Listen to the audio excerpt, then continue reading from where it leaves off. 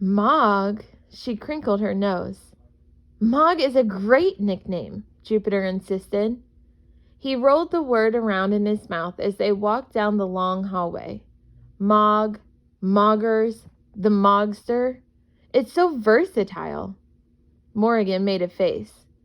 It sounds like something an animal vomits up and leaves on your doorstep. Are you going to tell me about the Wondrous Society now? Soon, Mog, but... Morrigan. First, the grand tour.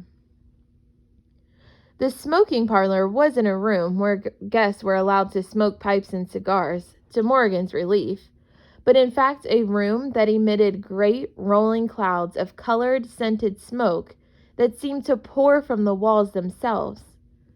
This afternoon it was a murky green sage smoke, to promote the art of philosophization, Jupiter told her. But his schedule on the door informed her that later that evening the smoke would change to honeysuckle, for romance, and late at night to lavender, to aid the sleepless. Sprawled dramatically on a love seat was a very small, very pale man, dressed in all black, wrapped in a velvet cloak. His eyes were closed and thickly lined with kohl, his mouth downturned, and he had an air of Gothic tragedy about him. Morrigan liked him instantly. Afternoon, Frank. Ah, Jove, said the little man, cracking open one mournful eye. There you are. I was just thinking about death. Of course you were. Jupiter sounded unimpressed. And the songs I went to sing at the Hallowman's party this year. It's almost a year away, and I said you could sing a song, singular, not songs, plural. And the scarcity of fresh towels in my room. You get a fresh towel every morning, Frank.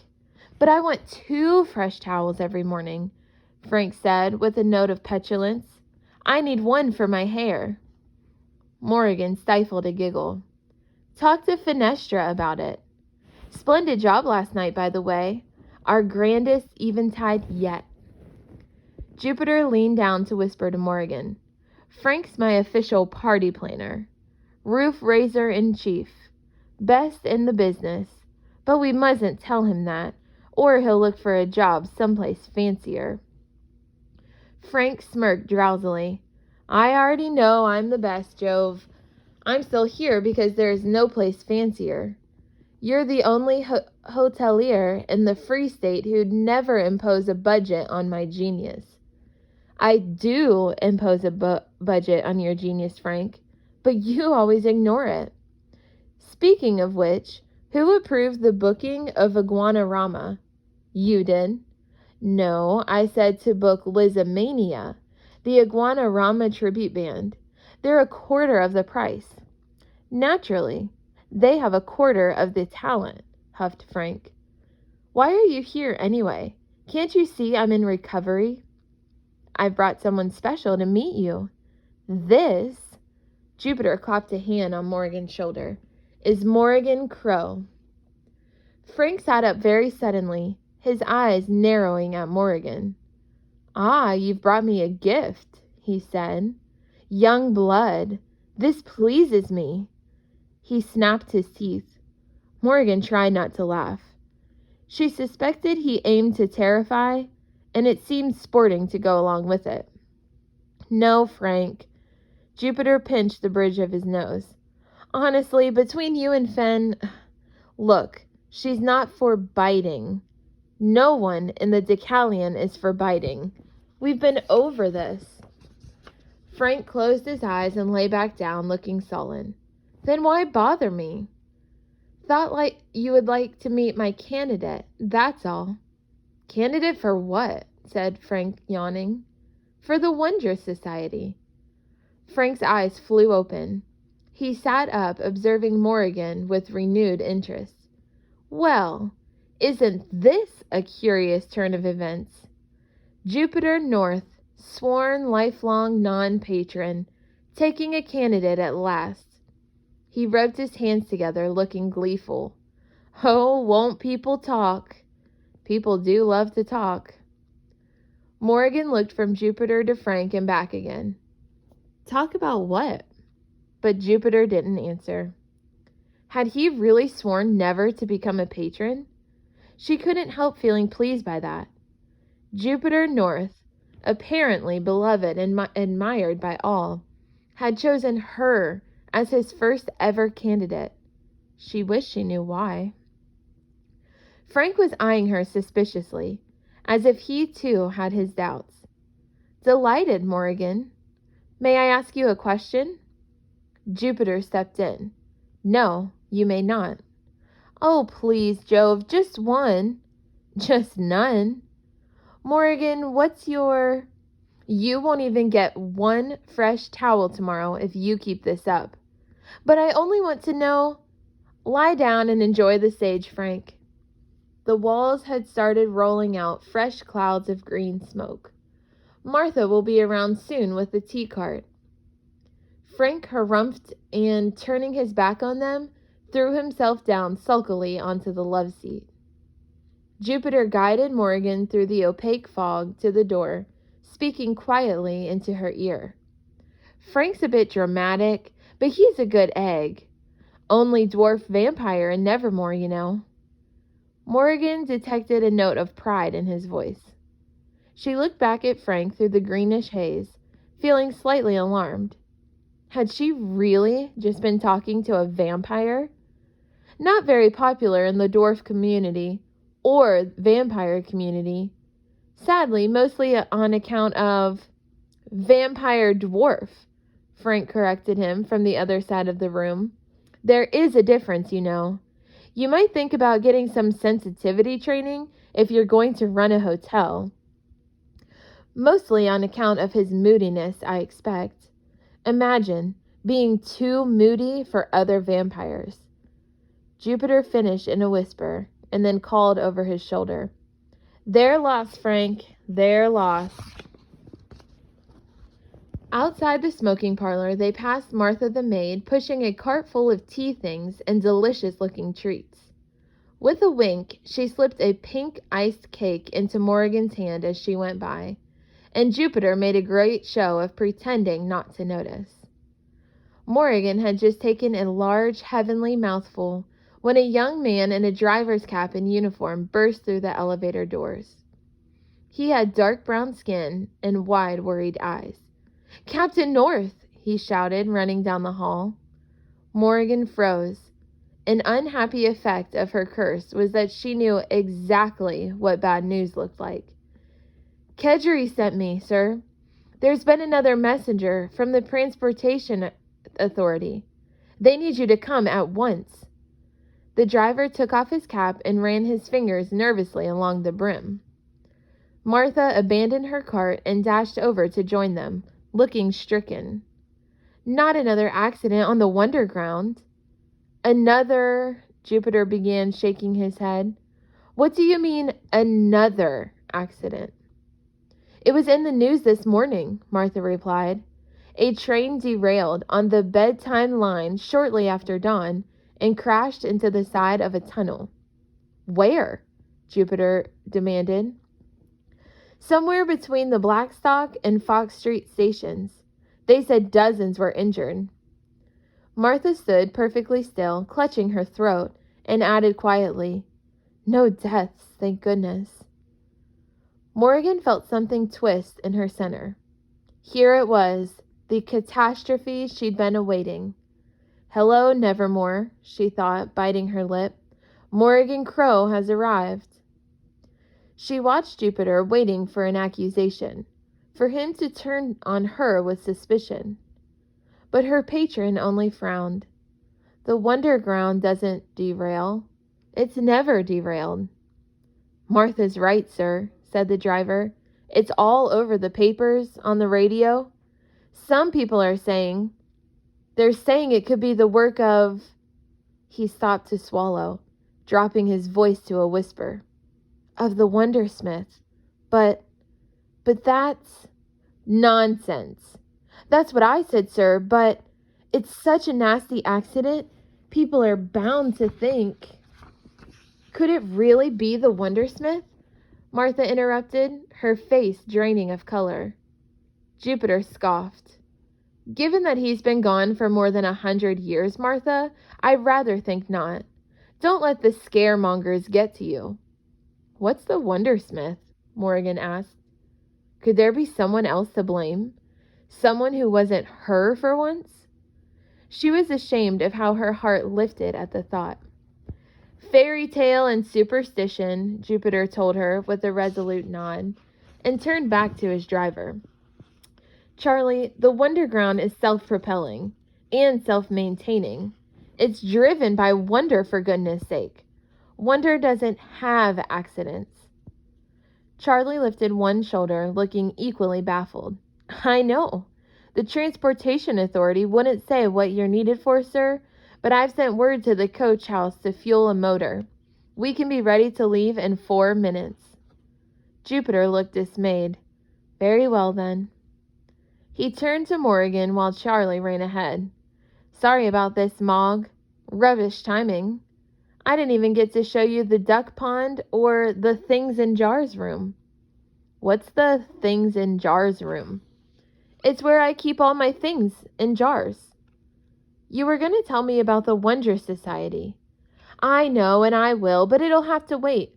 Martha, he waved the young maid closer. Could you give Morgan a little tour? Just the highlights. Martha brightened.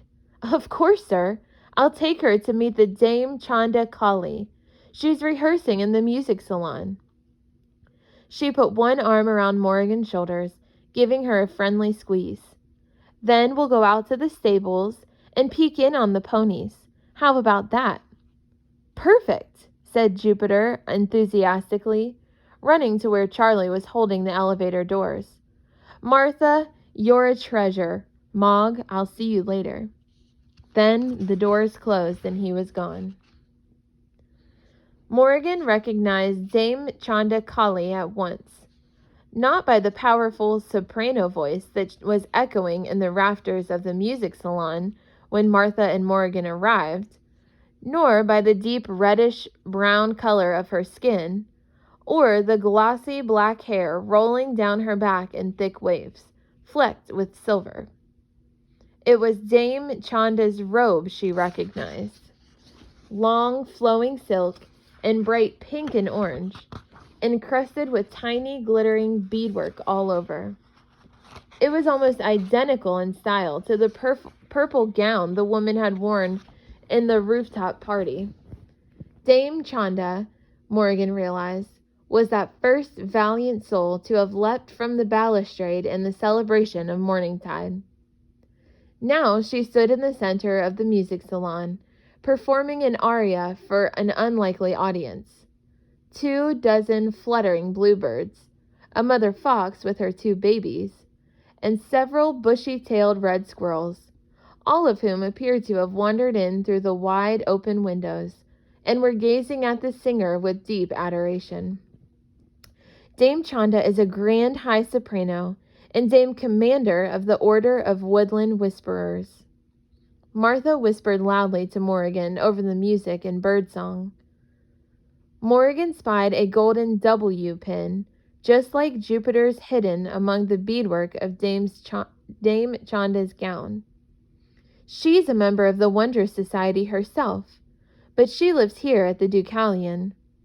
She's performed in all the grand opera houses of the Free State, although some of them aren't very pleased when this lot turn up.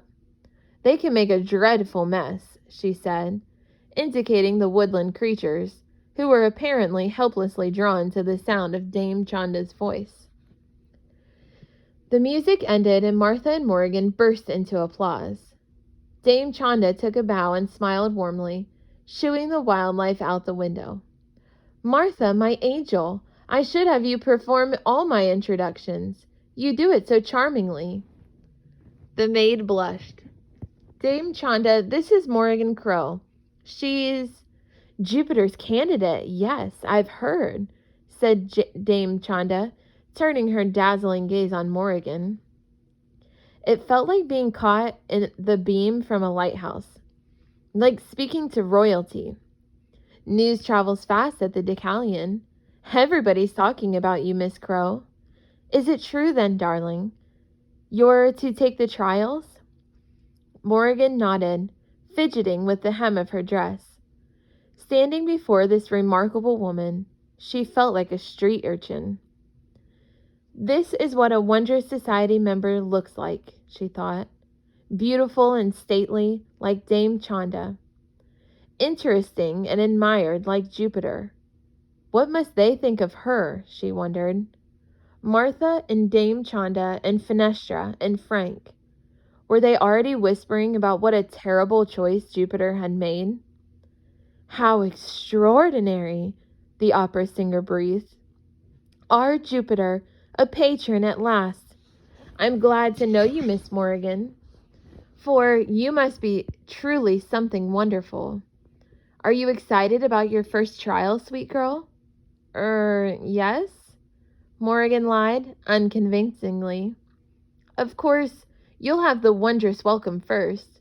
Has Jupiter arranged a fitting? Morgan looked at her blankly. What in the world was a wondrous welcome? A fitting? With his seamstress. You must have a new dress, my dear. First impressions are important. She paused.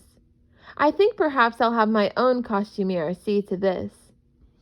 Martha beamed at Morgan, wide-eyed, as if were truly the greatest honor Dame Chanda could bestow, and not a mysterious, terrifying prospect. Naturally, Jupiter gets away with his own interesting sartorial choices, because he's so handsome, Dame Chanda continued. But we cannot inflict his dreadful taste on you, not for such an important event. The wondrous welcome isn't just a garden party, Miss Morgan. It is, most unfortunately, a garden full of people judging everything about you. The other candidates and patrons will be sizing you up as their competition. It is very intense. Morgan's insides were shriveling. Competition? Judgment? Jupiter's letter had mentioned that her entry into the society wasn't guaranteed, and that she'd have to make it through the entrance trials. But, deep down, Morgan had thought after everything she'd been through to get to Nevermoor, after escaping the hunt of Smoke and Shadow, and getting past border control, and cheating death for goodness sake, that perhaps the hard part was over. Nobody had mentioned a very intense garden party. Morgan could think of at least 12 disasters she and her curse could bring to a garden party, not even counting bumblebee stings and hay fever. Dame Chanda seemed to sense that she had hit a nerve. She affected a breezy air, waving off the topic as if it were a fly. Oh, no need to worry, darling. Just be yourself. Now, if I may ask, we're all dying to know.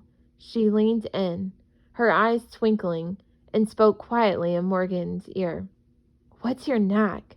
What marvelous talent do you possess? Morgan blinked. My what? Your knack, child. Your clever little skill. Your talent. Morgan didn't know what to say. But I bet our Jupiter has a dramatic reveal plan, doesn't he? Said Dame Chanda, touching a finger to her nose. Say no more, my dear. Say no more. What did she mean? Morgan asked Martha as they left the music salon and headed down the spiral staircase towards the lobby. I don't have a knack or a talent or anything. Martha laughed, not unkindly. Course you've got a knack. You're a candidate for the Wondrous Society. You're Jupiter North's candidate. He can't bid on you unless he's sure you've got one.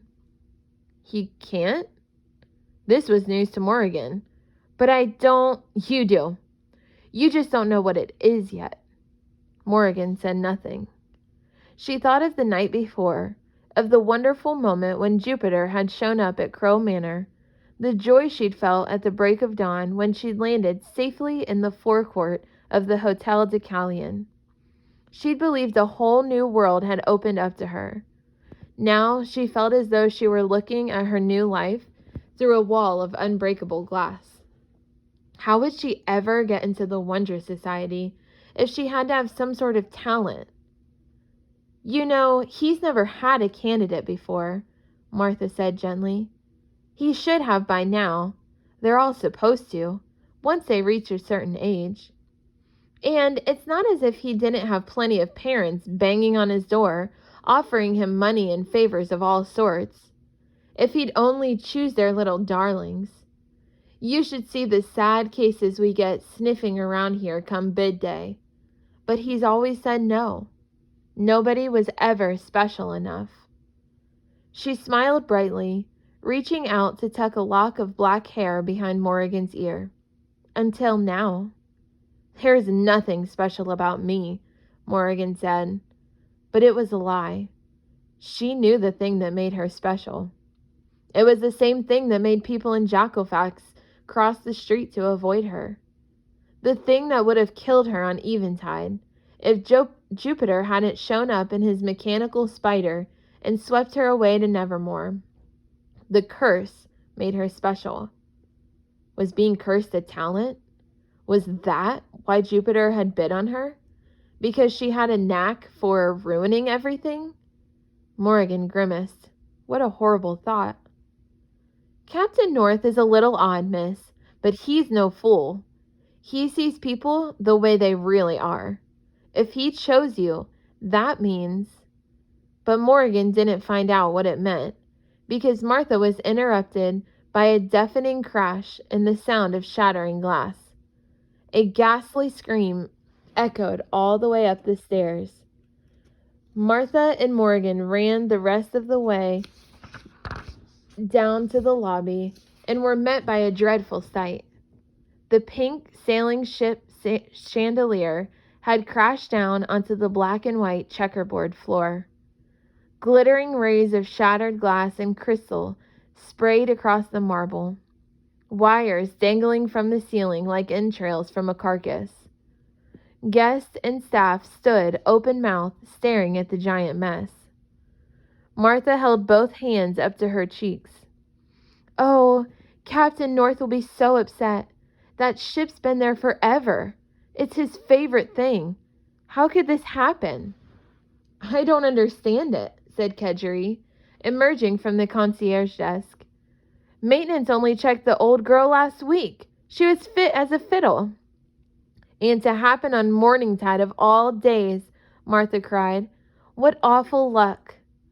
I'd say we've had splendid luck, said Kedgery. A lobby full of people, and not a soul hurt. We can thank our lucky stars. But Morrigan privately agreed with Martha. It was awful luck, and she ought to know. That was her specialty. Martha gathered up some staff and began giving directions for the cleanup, while Kedgery spoke to the guests, smoothly ushering them away from the mess. Ladies and gentlemen, I apologize on behalf of the Decallion for the terrible fright you've suffered, said the concierge. If you'll make your way to the Golden Lantern cocktail bar on the 6th floor, a special happy hour will begin at once. Drinks on the house for the rest of the evening. Enjoy yourselves.